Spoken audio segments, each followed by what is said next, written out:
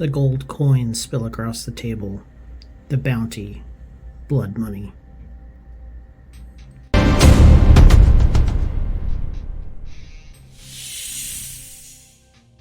I started this project with STL files from the 3D printed coins that I did before.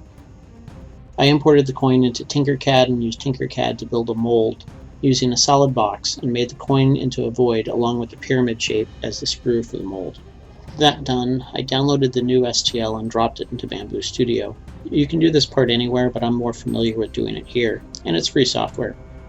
I cut the mold in half vertically to give myself two pieces that I needed so that I could pull the coins out after casting them.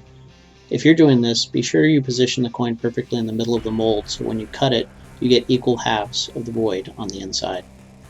The other thing to keep in mind is to have sufficient material on either side of the void so that the material doesn't crack from the heat and weight of the molten metal. I tried this with a different design and had issues with the thin walls around the screw. Once I had my two halves, I exported these as STLs and saved them as sides A and B. These I then opened up in my resin slicer.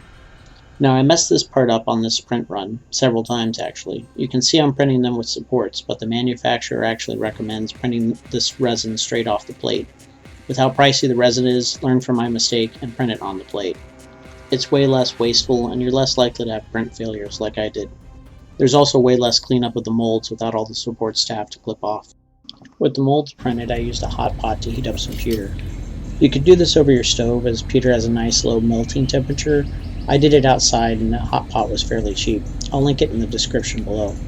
Use gloves and protective eyewear when you're pouring and handling molten pewter. It should go without saying, but it's extremely hot and you don't want to injure yourself.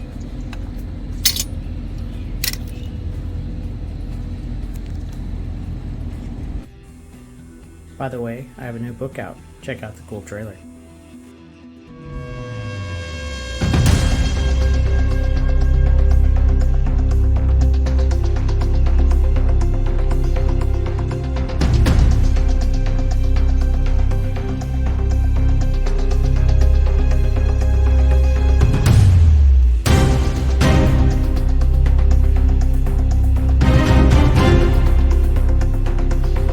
Once the pewter cooled enough, I split open the mold. Just remember that even if the top part is solid, the interior of the mold may still be molten, so give it enough time to solidify.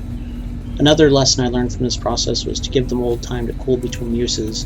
What I'm going to do next time is have several coin molds so I'm not having to reheat the pewter in between castings. I spray painted the coins gold. I looked at a couple different ways to paint them gold and I really wasn't happy with the end result of using some of the rub-on paints or painting by hand.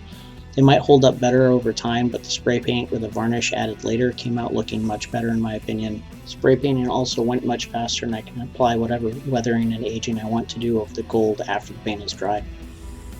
So what I love about these is they are real metal. They clink like real coins. They have a great weight to them and they look beautiful.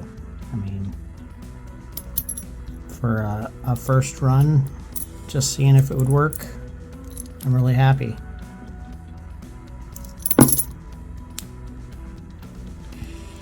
That's all I got right now. Thanks for watching, everyone.